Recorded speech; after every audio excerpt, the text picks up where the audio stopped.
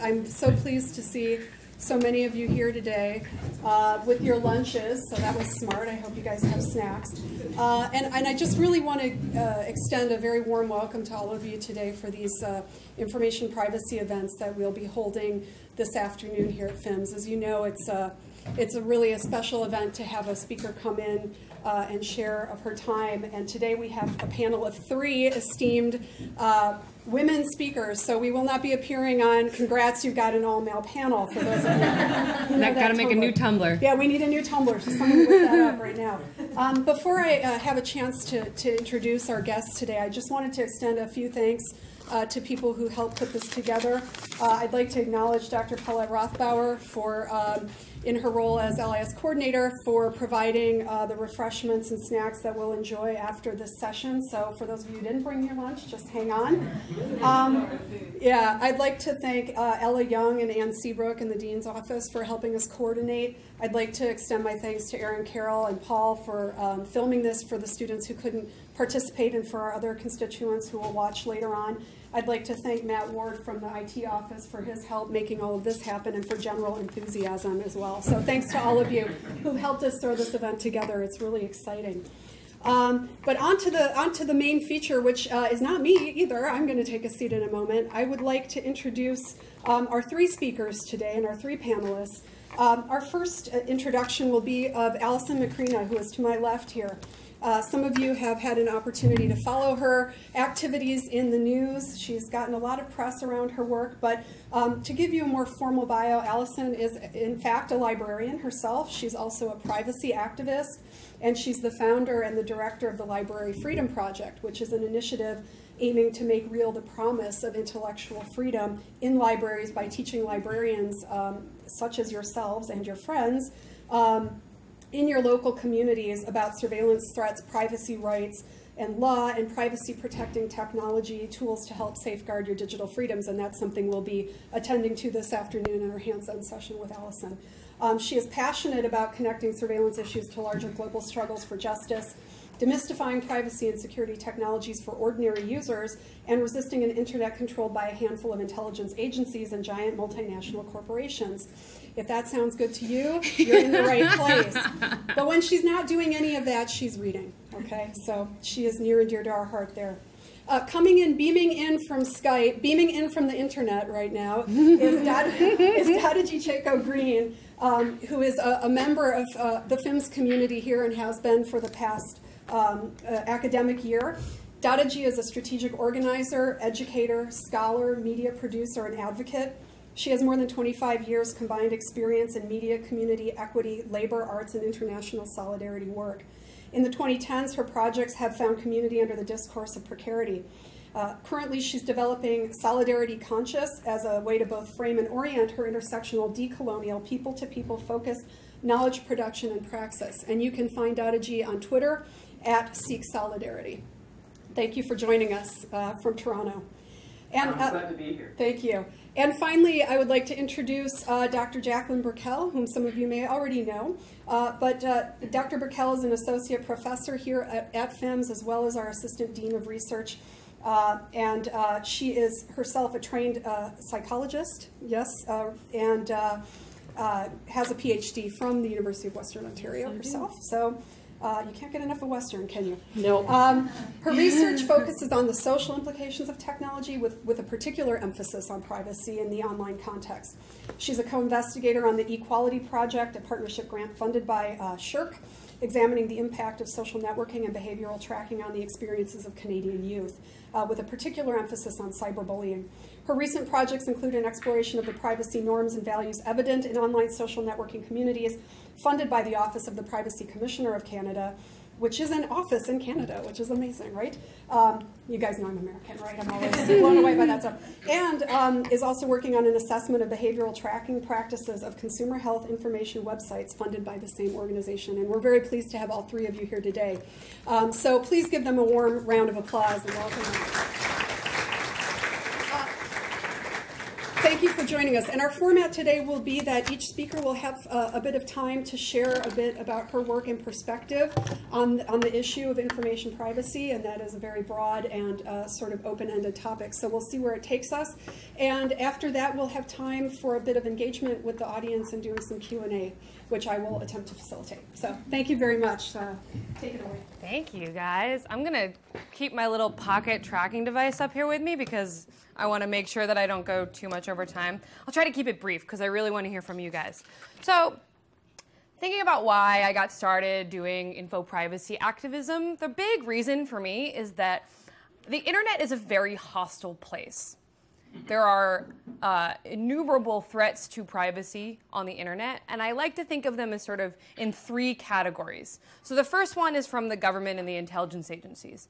After Snowden, we know a great deal more about this. We know that a handful of intelligence agencies all over the world, led in particular by the ones from my country, from the US, are basically hoovering up every single piece of data that they can get, whether or not you've been accused of a crime, whether you are a citizen of the country that the intelligence agencies are housed in, or whether you are a foreign national. And they do this at internet choke points. So where data flows past, they are collecting everything. Their model is to collect it all, store it all, and then possibly analyze it later. The second part of it is that we have the corporate model of data collection. And that is that every single internet service that we rely on, every single piece of software, everything from our email to our web browser to the news sources that we use, are basically controlled by a handful of advertising companies. Google is the most powerful advertising company in the world. They make 90% of their revenue from buying and selling data about you. The reason why Google services are free is because you are the product. And Google is just one of many. You know, of course, there is Facebook, there is Microsoft, there is Yahoo, and they all sort of, you know, they're very fluid in nature. They kind of work together, and sometimes they get bought by each other. But their model is very much like the intelligence agencies, where they want to collect as much information about you and your online life as possible. So then the third category is sort of a little bit more nebulous. I hate to use this word criminal, but, you know, people who want to hack you for nefarious purposes. And it's not just like some kid in her basement, but it's, you know, the Russian mafia. It's a billion-dollar industry where, you know, identities can be bought and sold online for, you know, something like, you know, $5. If your credit score is really good, your profile, your credit card information might be like $20. And what's really especially nefarious about this is that these three sort of, you know, threatening entities work very well together. So, for example, the corporate entities, when they're collecting all of this advertising data about you, basically a dossier of your life, everything that you do on the internet, a whole trail of breadcrumbs of your social networks, the things that you research, everything about who you are.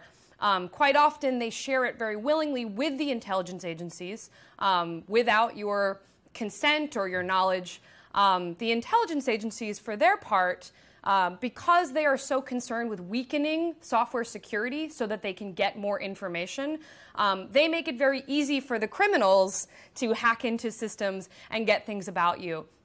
The thing about all three of these entities is that they're incredibly powerful, and right now, the sad truth is that they basically control the internet. By controlling the internet, they can control all of us. They can control public opinion. They can control you know, people's social networks. The possibilities of that are pretty endless. But the other side of it is that the internet is also a very beautiful place. I mean, it's where we all live, right?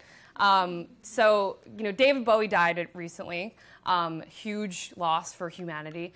And I was binge watching a bunch of different like old Bowie clips, and there was this great interview that he did in the early 90s, really prescient, where the interviewer, maybe some of you saw this, it was shared pretty widely on Twitter. The interviewer was like, Bowie, what do you think about this new internet thing? Like, cool communications channel, right? And Dave Bowie was like, are you kidding?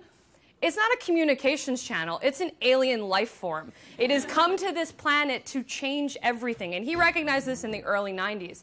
And I love this way of thinking about it because, you know, there is no such thing as IRL and online anymore. I like to say AFK when I mean that I'm not on a device, because so much of our lives is, of course, like present and fluid between physical space and internet space.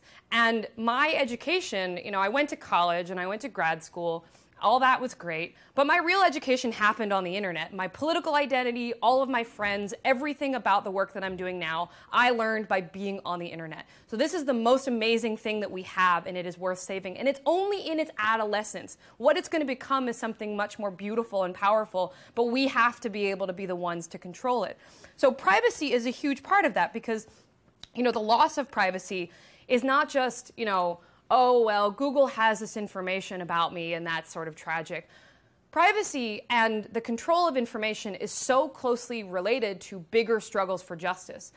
If we can communicate securely, if we can research and read and write freely and learn about politically dissident ideas and work with other people on fighting back against all the various injustices in the world, we need privacy in order to be able to do that.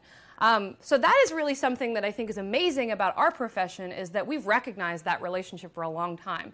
Librarians are some of the only people who have consistently seen that intellectual freedom is not possible if you don't have privacy. If you think that someone is watching you, we know that the first thing you're going to do is change your behavior. You know, self-censorship is a huge component of surveillance. So, you know, without privacy, we cannot read, write, and research freely. So it matters for our profession, not just because we have this really amazing history of recognizing those relationships, but because we are stewards of information. We know how much information is powerful, and whoever controls that is the person or persons or entities or Google who has the power. One of the most amazing things about the internet is that it has the potential to put that power in the hands of the people, but we have to make the decision to do that. So it matters for librarians for those reasons, but also because of our relationship to our communities.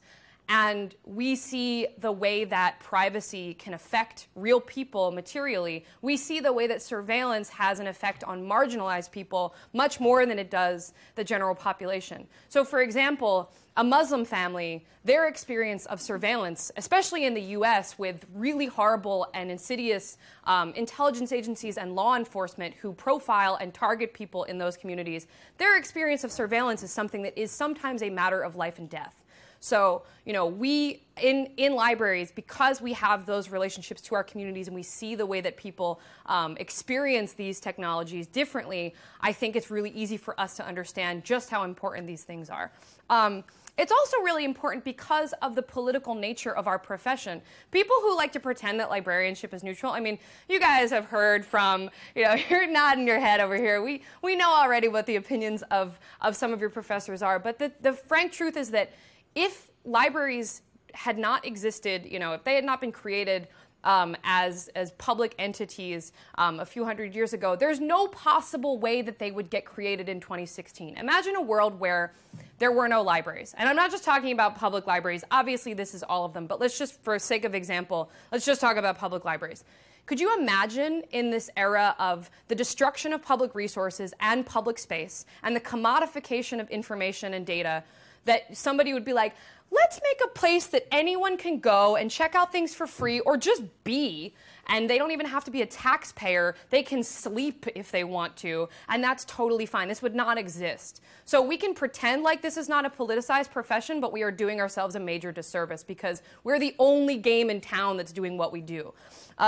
So with all of that said, what can we as librarians do to protect this amazing public resource and also, by extension, protect our spaces and libraries, protect the very existence of intellectual freedom and privacy? So the internet really needs to be a public resource, community-led, and there are a few different things we can do to make that happen and to defend its existence. So the first thing is to use free and open source software.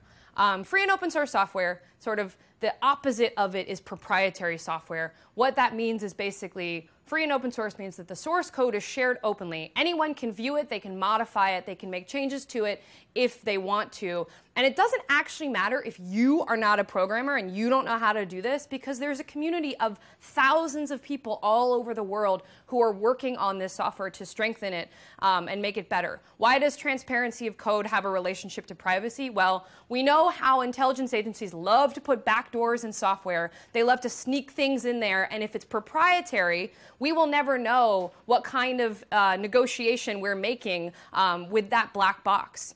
Similarly, corporate entities, if they're collecting information about us, if the source code is closed, we cannot see what's happening. So free and open source is the best defense for protecting your privacy, and there are many alternatives to the tools that you're using that are free and open source. I'm going to mention some of them in a bit. So the second thing is to use strong end-to-end encryption. And that means that when you send a piece of data over the internet, which, by the way, it doesn't go into space, it goes under the water. Big misconception about that. People love to be like, Jon Stewart, I think, started that myth. It's going into space. Actually goes under the ocean, which is, I think, pretty cool, too. So when you send a piece of data out into the ocean, what needs to happen with that data is that the data at rest, so on your phone, needs to be encrypted. The data in transit going out under the ocean, and then the data, when it gets to its destination, it all needs to be encrypted. What encryption means, it's the process of taking that data, scrambling it into a secret code so that it can only be read by the intended recipient. And with end-to-end encryption, you are preventing anyone from eavesdropping on that information who is not supposed to be privy to it. So this is the way we protect ourselves from rogue government intelligence agencies and also criminal hackers. The next part is that the internet, all of the services we use need to be decentralized. We are so centrally dependent on entities like Google. Everybody in this room can think of 5 Google services that they use, at least. Think about how much influence Google has over your life. And I'm not criticizing you for it. Don't feel like I'm telling you that you're bad for doing this, that we all do this, right? We don't have to agree to that kind of relationship with something like Google. So we need to decentralize our services and use things that are community-led. We need to use services that don't collect information about us as a condition for using them, that have things like good privacy policies that have informed consent, not implied consent, which is a fake thing. Imagine if implied consent was something that people used in safe sex language. Oh, I think she said yes, that's fine. No, that's not okay. You need to be informed about what you're actually agreeing to. And then part of all of this is net neutrality, of course, that we cannot let corporations say how fast our internet needs to be and who gets it based on how much they pay. So we need to build, use, and promote these alternatives that are more in line with our values of privacy, transparency, community, and all this. And they're much stronger if we all use them. So if you come to my training this afternoon, I will teach you them. But they include things like Tor browser, which is a web browser you can use for privacy and anonymity. Disconnect search, which is a great alternative to Google that doesn't collect information about you. You can use various ad and tracker blockers, just blind them, don't even let them into your life. You can use email encryption, you can use HTTPS encryption for websites, you can use OTR for chats. There is almost an alternative for every single thing that you are using in your life right now, and even making a few changes makes a huge difference. You can also support the organizations that are doing this work at the policy and legal level, so the ACLU, the CCLA, the Electronic Frontier Foundation, Freedom of the Press Foundation, the Tor Project. These are all different organizations that are trying to make the internet more free and private. And by the way, even the ACLU, as an American entity, is doing work on behalf of US Canadians because they're trying to rein in the American intelligence agencies. So they are worth supporting as well. You can get help from me at Library Freedom Project. If you come to this training this afternoon, I'll tell you more about it. And the last thing I want to say is that the best education tool that you can use right now is getting on Twitter and following people who know things about this. So thank you so much for your time. Thank you.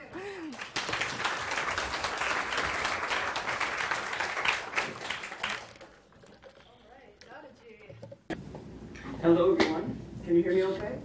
Yeah. Yes. Oh, wonderful. Okay, so through the very unprotected and non-encrypted means of Skype, owned by Microsoft, I will attempt to deliver a relatively coherent narrative story. I wanted to focus in today, first of all, by acknowledging my co-panelists and your level of expertise. because I think you've been studying this in a far more concerted way as scholars full-time, as librarians, as activists working solely on digital. And I think that that brings a particular sharpness to this topic. As I was mentioning to Sarah last night, I feel that I need to qualify my expertise because I have my hands in so many areas, and that's partly what I meant by talking about all the work that I do kind of coming into a common language of precarity in the 2010s. So I want to actually go back to the 1990s to start my conversation today, which is by framing who I am, because this talk is allowing the space in solid feminist ground to talk about personal, political, professional experience. And in my lifetime, I've been a precarious worker. That's the new language for it. It's a consultant, a contractor, a freelancer, on and off. And one of the things that I really loved to be able to come together in my understanding most recently is how I've been kind of a participant observer to the evolution of issues such as privacy, freedom of expression, and the ways in which media has morphed in terms of its means and its power and potency over the years. So I remember one time in the 1990s, the first .com surge had happened and the bubble burst. And there were tons and tons of people who were into coding, who were into data management, who were laid off en masse. And they had trained, they'd gone to engineering school, they'd migrated across the planet to come and work in North America and places like Toronto where I was, and found themselves completely useless and superfluous to the economy. And there I was also, in my latest incarnation at the EI office, at employment insurance back then, now unemployment insurance, in these mandatory government classes, trying to figure out how we would all be reskilled and retrained and retooled to go back into the labor market. And boy, some of these men, some of them who were Russian, most of them were men who were coders, boy were they depressed about their prospects. And so it's really interesting for me to see how the boom and bust has happened all around this technology that we use so ubiquitously today. From that vantage point, I'm so amazed to see today that, not amazed, but impressed in some ways and observant in other ways, to just reiterate some of what Alison was saying, is that just this week, Google surpassed Apple, or Google's owner Alphabet surpassed Apple, for a moment anyway, as the most valuable company in the world, at a capitalization of $520 billion. Apple is around $520 billion. And then we compare Facebook, where in this country, Facebook is basically killing all its competitors, and I know this is happening across the West, in terms of being able to pay for media workers because they are generating most of their revenue through ad sales, and all the advertisers are fleeing en masse to Facebook. So Facebook's value today is about $320 billion. If we compare those companies to something that our area of the world, North America, used to be based on, it was Ford and GM, it was the manufacturing industries. We look at Ford, they're worth about $44 billion, and so is GM. So $520 billion versus $44 billion. We know that all these tech companies, despite all the booms and busts, despite all the startups and stocks, they own the world, they own our information, they own our relations, which is where I want to come in and talk a little bit more about the work that I've been doing around helping people to start understanding the implications of their social relations, whether they be social relations face-to-face, whether they be social relations over the internet. I also fully agree with Alison that the internet allows for a certain type of power to the people that is just incredibly beautiful. It's even immeasurable. I've had the opportunity and the privilege to travel to many different countries in a couple of continents, and I stay in touch with people across so much distance, and that's not just geographic in time, but it's also the distance of class privilege, the distance of war zone, the distance of social space and social suffocation. I work with and I connect with advocates who work on issues that are about peace building. They work on issues that are about LGBTQ rights and safety. They work on issues that deal with migrant safety, all kinds of things across the spectrum, including trying to put a stop and a containment to things like violence against women, which are as many scholars and departments, even at the UN, have identified, violence against women is shared global-wide in every society and culture. When I go back to that point in the 1990s, where email was first being discussed, and I listened to a fellow named Andy Berry, who was the host on Metro Morning, one of the biggest broadcasts that CBC has in the country in Toronto. He would talk about this email thing every single day. And I thought, oh God, if I'm not going to be left in the dustbin of history, I better get on this email and internet thing. And I had to retrain myself. But one thing that I didn't do, and some of my friends and colleagues were doing, was that they were on the internet in its early days. And I could tell through the use of the avatars and anonymity that it was an incredibly hostile place, as Alison said. Fast forward to today, it's still a hostile place. And that's where the trolls are, seriously causing damage. And the problem that I have in articulating where does privacy begin and end is that we need communications tools. But on the issue of violence against women, we don't just have the big players such as Google and Apple and Facebook owning our information. We also have this incredibly thick, not so fine line between freedom of expression, freedom of communication, and social surveillance. So in many people's lives worldwide, it's not just state actors, it's not even just the unofficial non-state actors, and it's not only the corporations that are harassing and causing incredible harm to people. It's also the person sitting next to you. Maybe even sitting next to you in the same classroom or in the same workplace on their device, harassing you online for the entire globe to see if they find that particular posting. It's also people within your own families. And I have a confession myself, is that as a media scholar and a media worker, somehow all these years I've managed not to be on Facebook for that particular reason, which is I am myself a survivor of childhood abuse at the hands of a family member, and I've stayed away from Facebook simply because this particular elder sibling was stalking me. I think I'm not alone, given the statistics that say how many people have gone through this kind of experience in their lifetime.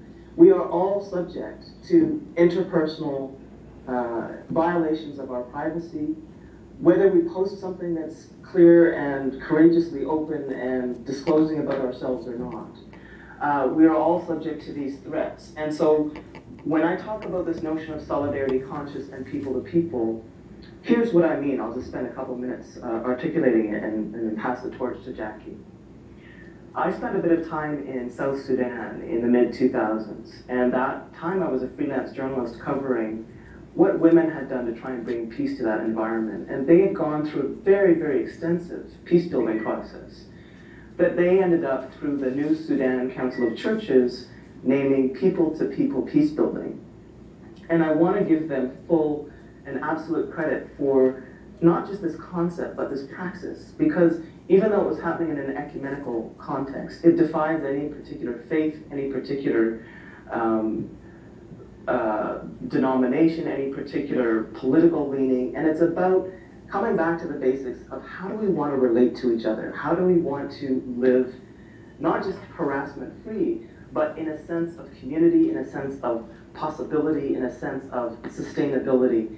And I think if we take a step back, we can have all the encryption in the world, we can adopt the tools, and I totally favor them. I wish I was going to be at your workshop this afternoon, Alison. I think these are all incredibly important, but for most of the world's wired population, which now numbers, in well over 1.4 billion, these kinds of encryption tools are in some ways out of reach, either because of issues of money or digital literacy or access. And so how do we do it in a way that affects our real lives in terms of our material relations in addition to our internet and virtual relations? And that I come down to this idea of being solidarity conscious. Taking a step back, it's saying, how do I want to live inside myself and in relation to each other? When I did an interview with the UN Privacy Commissioner last term with Professor Joseph Kanatachi, he said, here's what you do. Actually, no, it was my other guest, Terry Montour, a Mohawk woman from Six Nations, and she said, listen, if you wouldn't say this thing to your grandmother, don't post it, you know? I think that there's ways to protect ourselves in terms of privacy, but there's also ways to nurture and cultivate a better way of relating. And I think the two very much need to go hand in hand. And I'll leave it there. Thank you. Thank you.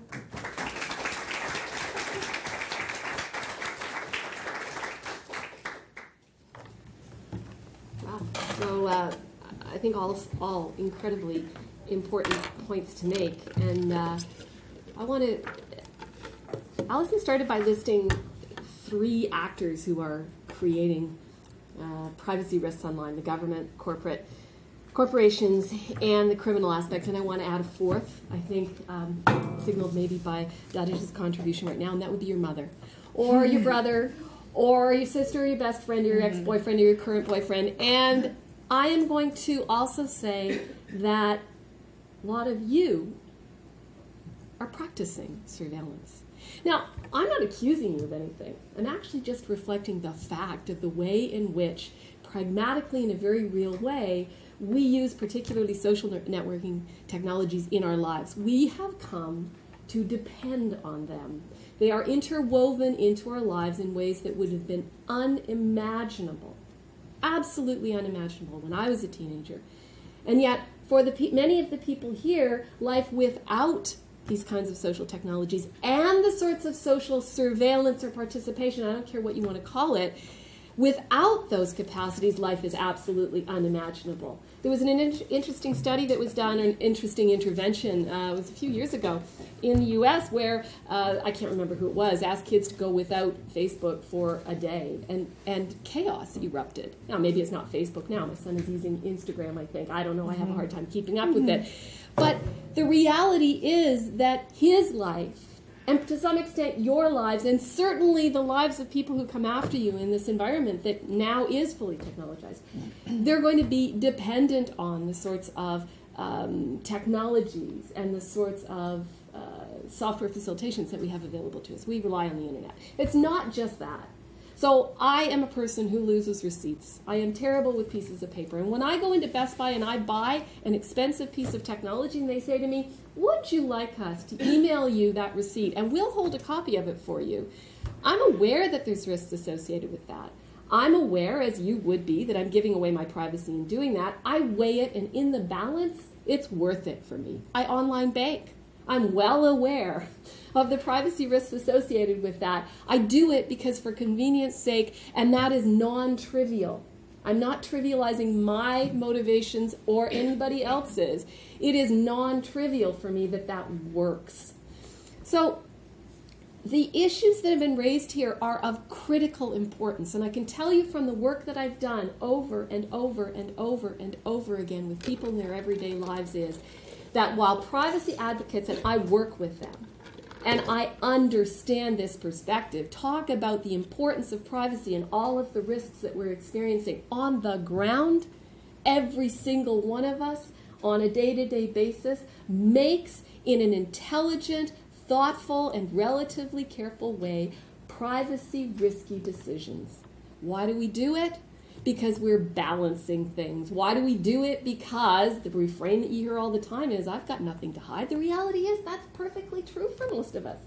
Most of us won't experience internet identity threat. We will not experience negative consequences of government surveillance. We don't have anything to hide. Now, again, don't get me wrong. I'm not an apologist for that position. What I'm saying is this is what I see. Now, at the same time, I am well aware of the risks of online surveillance. And one of the things that hasn't been mentioned up until now that I am deeply concerned about is the degree to which particularly corporate surveillance results in the kind of in a profiling that limits our information environment, and thereby the kinds of decisions that are available to us to make, or the kinds of decisions we will make. As a psychologist, which is a conflicted word in my, so I have training in psychology. As a person who's studied decision-making and the way in which people think, I'm well aware that if your information environment is controlled, the way in which you think, the range of decisions that you are likely to take is equally controlled. This is non-trivial. I'm deeply concerned about this. I'm also deeply concerned So I think we have to engage really fully with this idea that on a day-to-day basis, in practice, most of us we don't fundamentally care about the privacy violations we're experiencing. And I'm not talking about caring in an intellectual way, but I'm talking about these decisions like, I want to read that newspaper article, so I'm going to click yes on the terms of service. I could ask you now, I know what the answer would be. How many of you read the terms of service for the last website that you accessed? I would wager a bet it's 0. That's not unusual. I don't think my son has ever read terms of service. Ever. He doesn't. So, and I could try as much as I want to change that. I'm going to be unsuccessful. Why? Well, look, we have to realize that we are continually making a bit of a Faustian bargain here.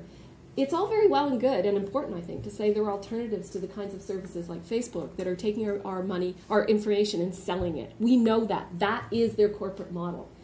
But really, if we're not going to accept that, what we have to do is pay for the services that we haven't up till now paid for. Nothing comes for free.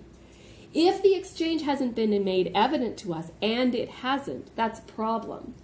But if we want to avoid the exchange, if we want to avoid that exchange, we have to be prepared to take up another one. And there will be consequences. There will be consequences in terms of our time. There will be consequences in terms of the availability of services. There will be consequences in terms of the financial resources available to us. And again, I am not an apologist for the corporation in any way at all. I'm a realist and a pragmatist about the kinds of decisions that I've seen people making over and over again. I want to find ways to intervene to protect people's privacy. I think we need to recognize that it's going to be difficult. Here's another one, another bill of goods that gets sold to us.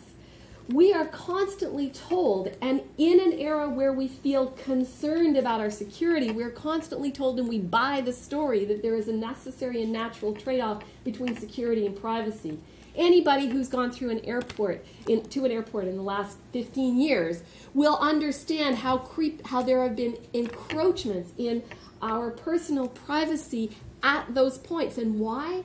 Well, Bruce Schneier would tell us that contrary to the message we receive, which is this is going to protect us, he would say, no, this is designed to convince us that we will be protected. But why does that work? Because we want to hear that. Because we are concerned, and because there is somehow a believability about this message that privacy and security can be traded off for one another. I think as information professionals, you and me, we have a number of fundamental responsibilities. One of the fundamental responsibilities we have is to look at our own practices.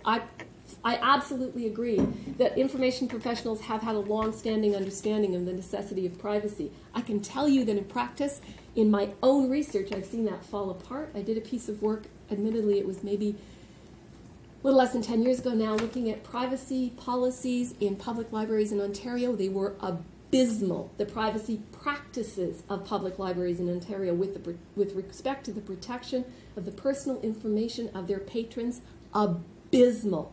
Absolutely terrible, unsupportable. And I'm not, again, critiquing, look, it's hard to do, but I'm saying these organizations weren't walking the talk with respect to their own principles. I think we need to support the public in understanding. We need to educate the public with respect to the privacy risks that they are encountering and engaging with in their everyday lives, and with respect to the choices that they have. Not because we can expect that immediately we're going to change their behavior, but because we need to give people a choice, and fundamentally I think it comes down to that. We need to educate the public with respect to the tools they can use, including the kinds of information that Alison's going to offer you today, with respect to decentralized services, with respect to alternative choices for how we can use the services that we use. And we need to challenge these assumptions that we have. The idea that privacy and security are necessarily traded off, and the presumption that we have, this sort of culturally embedded presumption that more information is better information. And I just want to close by talking briefly about something that I'm engaged in right now, which I think goes to Datejie's point that this is not new. So I'm involved right now in a discussion, a really important discussion, about online court records. The reason the discussion is really important, you can go to the Privacy Commissioner of Canada and you can see that there's some concern right now about access to court records and posting of those records on the open web and the privacy risks that that entails for people who are necessarily involved in court processes is terrible. But here's the interesting thing. Court records have included the personal information of participants for time, in Canada, for time immemorial. It is considered a fundamental aspect of the open court principle and the delivery of justice that we have access to the personal information of people who are involved in court processes. And when I come in as a privacy advocate and say, as a privacy researcher and say, wait a minute, do we really need to do that? And the reason I'm asking the question is because the risks are so much more intense when you put that information online. The response of the justice system and the reading of the public on this is we must have that information. We must have access to that information. Now, I'm concerned about that because I think it's an unwarranted assumption. But I think just like the library, when I went in to sign my son up for a library card and they said, can we have his birth date? And I went, why? And they said, we must have it. It's an assumption that needs to be challenged. Basically, we need to consider every time we're asked for, every time we deliver a piece of personal information, and there is a decision to be made. And sometimes the decision is to give it up because it's worth it, and sometimes the decision has to be not to give it up. Thank you.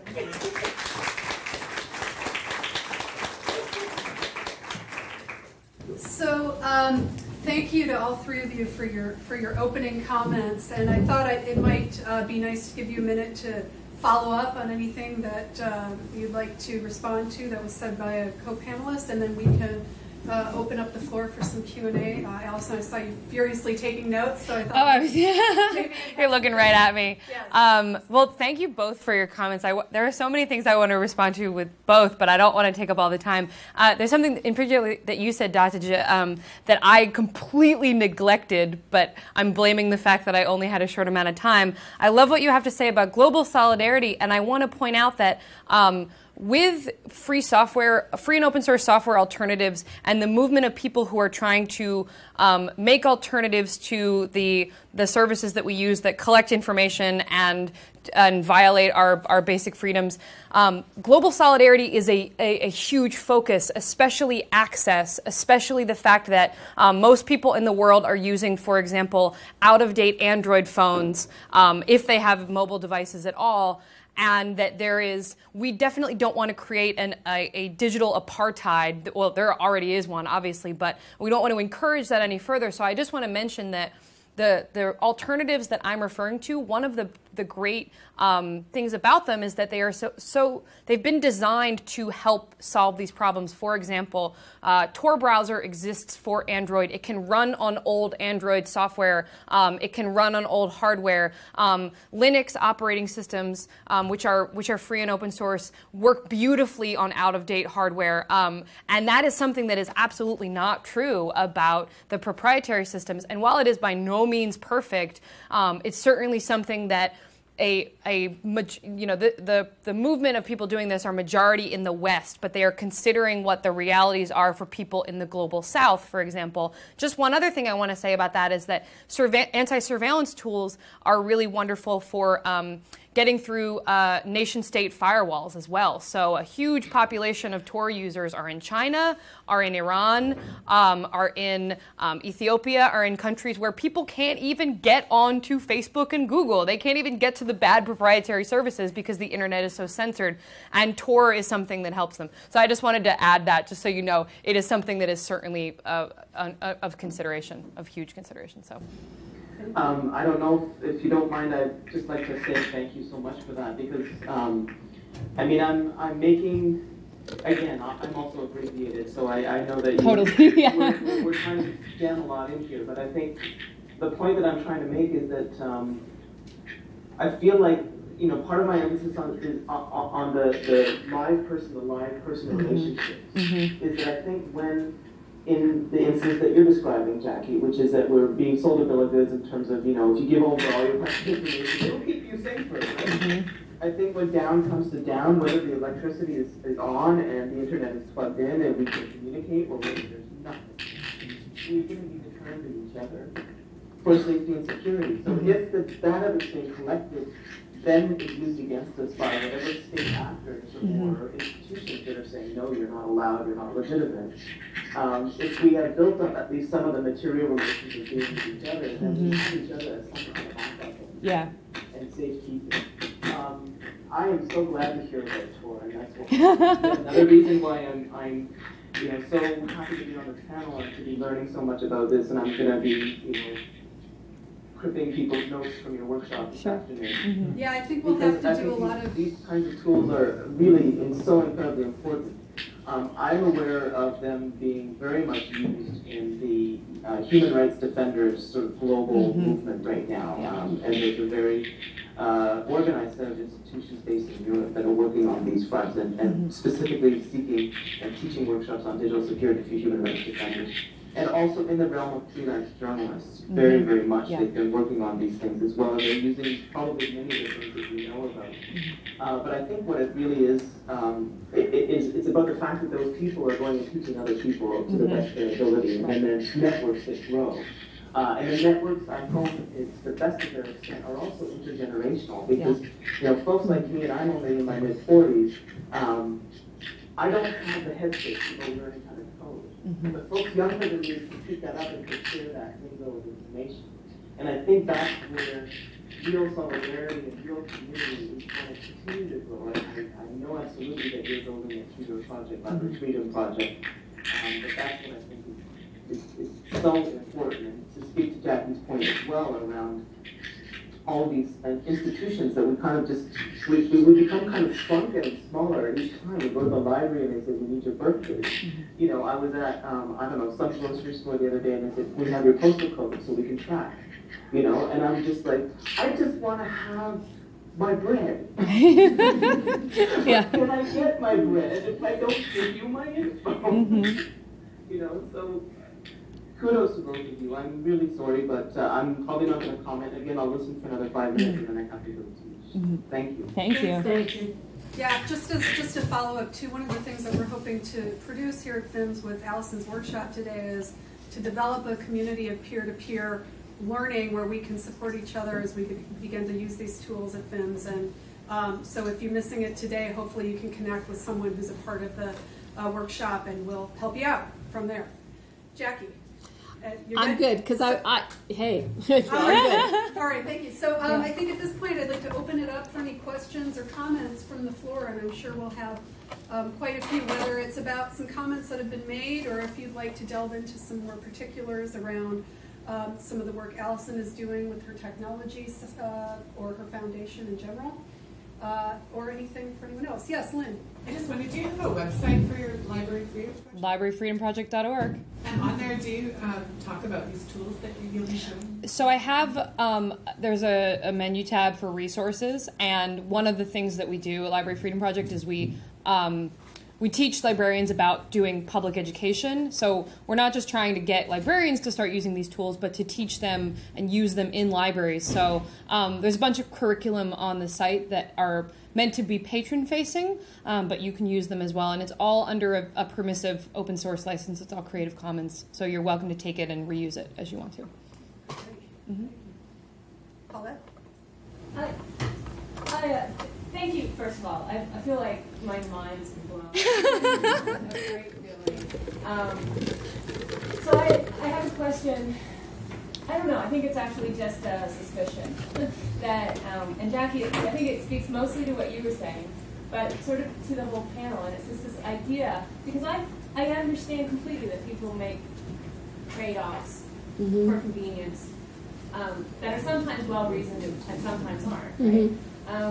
But I also have this feeling or intuition that when people are given just the tiniest tool that can protect them in ways that they can understand, and an example would be just showing somebody that you can do safe browsing, or you can not save your history, all those kinds of things. People will adopt it as a matter of course. So it's I don't know how to say it, but it's just like it has to be so multi-dimensional the way that we address it. But I think that I'm I mean, is it naive to hold out hope that just those tiny incremental tweaks of how people engage in everyday life around privacy and information actually hold out enormous potential for changing the landscape? Well, so look, I'll take that first. I think absolutely we need to be teaching people about those tools.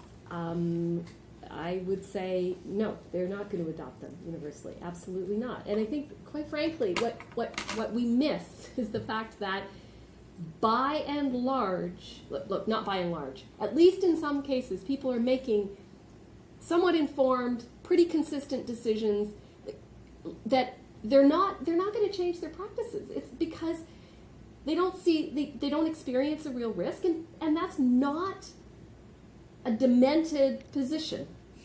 It is a reasonable position by reasonable people for reasonable reasons. I run Ghostery on one of my computers. It slows down the performance of my computer just ridiculously. It crashes all the time. So do I always use it? No. Do I know that it does a job for me? Absolutely. Am I glad I know about the tool? Absolutely, I'm glad about the tool. Has it changed my behavior always and ever? No. And I've never seen anything that changes people's behavior in this respect always and ever, because there's this trade-off. No matter what tool you introduce. I think that's an awesome gauntlet, and I'm going to take that up as a challenge. There, right, go for it. Paula, will you be in the workshop today? No, you can't. You teach a class, right? We'll get together later. Can I respectfully disagree with that? Go for it. So my experience has actually been the total opposite, and it is entirely anecdotal experience. I have not done any scientific study, but this is what my anecdotal experience consists of. In the last year, I've trained about 2,500 librarians in 5 countries. In addition to those librarians, I have trained, oh God, I don't keep track of the patron classes as well, but I've taught about 30 of those on my own, and I've heard, again, anecdotally from many, many, many librarians who have done the same, who've adopted the tools that I've taught about and gone into their communities and taught them. And my experience is that most people feel something like this, that they are willing to make a privacy and convenience trade-off sometimes. I mean, for just now, I recommended that you guys get on Twitter. Twitter is an advertising platform. It's the one social media thing that I use because I recognize that there's a trade-off, and I also know how to get rid of the bad things that Twitter does. My experience, though, is that most people are only making that trade-off because they don't know that alternatives exist. And when you present to them alternatives and they can make the choice for themselves, that quite often they are willing to do one thing that maybe is a little bit more difficult, and that when they start with one thing, they are that sort of, you know, it's like the sort of potato chip thing, like you just want to keep going. I also, a librarian recently said something to me that I thought was a great analogy. She was like, I feel like you're telling us to open up a granola store when everyone else is selling candy.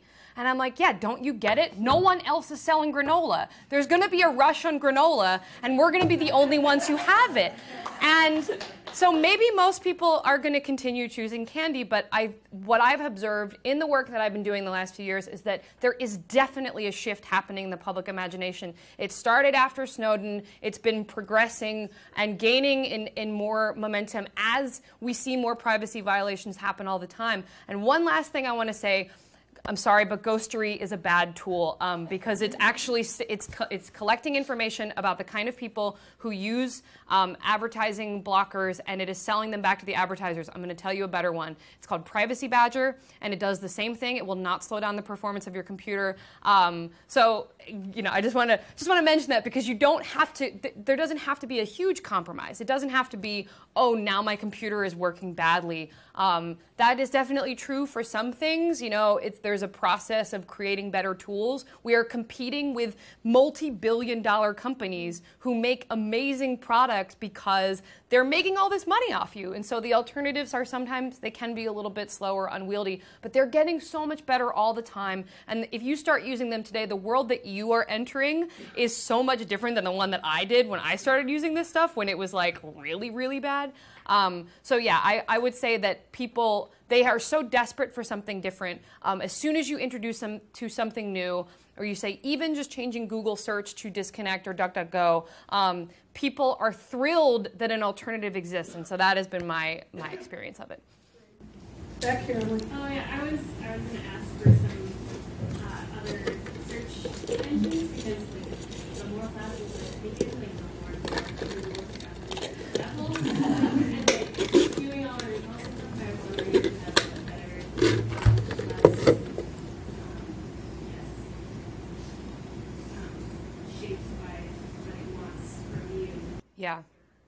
So there are search engines in particular, or so there are 3 search engines that don't track you that are pretty like mainstream, and they each have their pros and cons. So the first one, the one I like the best, is called Disconnect Search. I'll talk about it a little at the workshop this afternoon, but it's like so simple that really you just have to change your search engine. What's cool about Disconnect is that it actually proxies your traffic. You can choose the search engine that you want to use to proxy, so Google or Yahoo or Bing. And what it does is it basically blinds them from seeing information about who you are, so they can't then profile you. So Disconnect Search is the best one. It can use Google's algorithm, so you get the richness of Google's results without trading privacy for it. Then there's DuckDuckGo, which is its own search engine by itself. DuckDuckGo can be a little bit wonky. Sometimes I have a hard time finding stuff that I want on DuckDuckGo. But what I like about them is that since they're building their own thing from scratch, you're kind of supporting a brand new way of developing searches that are not predicated on collecting information. And then there's another one called Start Page, which functions really similarly to Disconnect. And I use Start Page probably the least of all of them because Start Page doesn't work super well over Tor browser, and I use Tor browser for most of my interneting. So yeah, but the point is there are many alternatives. I would test them out and see which one you like. And it's even just kind of interesting, I think, to see what the internet looks like without personalization. So you know, if you use Google and you look for something like Home Depot, you're going to get the one closest to your house. You will not get that on those other search engines. That might be a convenience and privacy trade-off that you don't want to make, or that might creep you out terribly because why do you need the one closest to your house? You know where you live. You can look up the one closest to your house if that's what you want. You don't need Google to know that about you. So, you know, I think what we can do as information professionals is present our patrons with these alternatives and let them make the choices for themselves. Mm-hmm. So sort of going back to what we were talking about the last couple questions, people just getting started on wanting to have these sort of disconnected applications, how would they begin? Because you talk to 5 different people and they say, oh no, use this for your ad blocker, use that for your ad blocker, and it's so hard to know who's the reliable source. Do you have any suggestions for that besides a lot of research? That's a great question. It can be really hard, and there's a lot of snake oil out there, and honestly, that is something where, you know, and by snake oil, I mean, like, if you look in the Apple iOS store, there are all these fake Tor browsers that are not Tor at all. There is no supported version of Tor browser for iOS because it's really complicated to do development for iOS, and they're supposed to be really, they have this reputation of being like a walled garden. They only let certain things in, but you can look in the iOS store right now and see like Tor browser, Tor browser, Tor browser. None of them are real. They are probably tracking you in some horrible way. So that, I mean, but frankly, that's true about all software. We have to make a trust decision all the time with all the software we use. Datejie was on Skype, right? Skype is some of the worst spyware in the world, and we all use it. I mean, she seemed to kind of know. I'm not criticizing her for it. Don't think I'm doing that, or any of you for using it. But it's some of the worst spyware, not just because of Microsoft, but because of how the program functions. And yet we all use it. We all make the trust relationship with it because we trust Microsoft. So what I would say is, as a good platform for starting, think about who owns that software, who's making it. Tor Project, for example, is, I think, very trustworthy. And I'm not saying that just because I like work with them. They don't pay me, so don't worry. They have a strong reputation in the technology community. They are a nonprofit. They are extremely transparent about everything, their funding sources, their source code. One reason why free and open source is more trustworthy, because when you want to make that trust decision, you can see exactly what's happening. And even if you don't know what all the code means, other people are doing this kind of on your behalf. And if something were fishy, it would be displayed. So, but you know, at some point, I mean, I don't encourage you to overtrust any software. At some point, you have to make that negotiation. What I've tried to do with Library Freedom Project is have the resources that are on my website. I mean, you have to trust me, of course, but standardization is super, super important to me. I have a very strong relationship with the technology community, and so I know what is trusted and what is not, and kind of the landscape of things. So I'm happy to be your liaison to all of that. That is the best thing I can give you right now, basically. Yeah, thank you. And one more question, please. Yes. Sorry. Okay, so we talked a little bit about the social implications of this, and we talked about censorship specifically. And I just see that there's sometimes a difference of opinion in terms of people who are concerned with privacy and surveillance practices and people who are concerned with providing protection for people against online harmful communication. And I don't think that they're necessarily two separate conversations. I do think that there is overlap, but I'm wondering if you can speak to any, well, first of all, do you think that there's a difference? And have you come across any organizations or projects that are trying to do this sort of inclusive policy that keeps an eye on, the freedom of expression and things of that sort? Yeah, definitely. I think that there can be a tension between those things, absolutely. And datejie talked a lot about this, about harassment and trolling and all this sort of stuff, that unfortunately anonymity protects those people. But the truth is that if we get rid of anonymity systems, or the concept of anonymity, or we make it difficult for people, the ones who will suffer the most are the same people who are being harassed, right? So the trolls will always have a method of, they'll always find a way to harass people. They can, trolls and criminals both, it's true. Because they're sort of willing to break the law, because they're like bad people, they have many methods before them. But Tor browser, for example, again, it's something that protects anonymity. The people who use Tor browser to protect themselves against those things, so domestic violence survivors are a big group that use Tor browser. Without Tor browser, they would be totally unprotected and more subject to harassment and all of these things. And I think, it's one of the things it's the unfortunate trade-off that you make in a free society, that if you make a tool, people will use it for good and people will use it for bad. But if you get rid of it because of the way that people abuse it, the people who really, really need it are going to be the ones who suffer the most.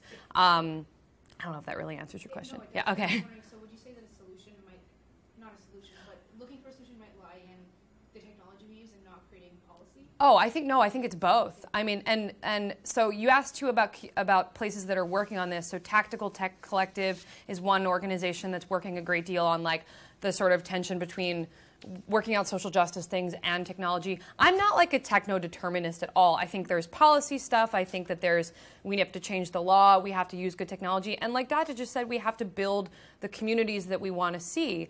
And so, I think that there is a multifaceted approach. I do think, though, I want to say that I don't believe at all in criminalizing online speech or creating policy and law around that, because, again, the people who suffer the most are people who are already marginalized in some way. So, I don't support any restrictions to speech in that form. So, yeah. All right. Any last words?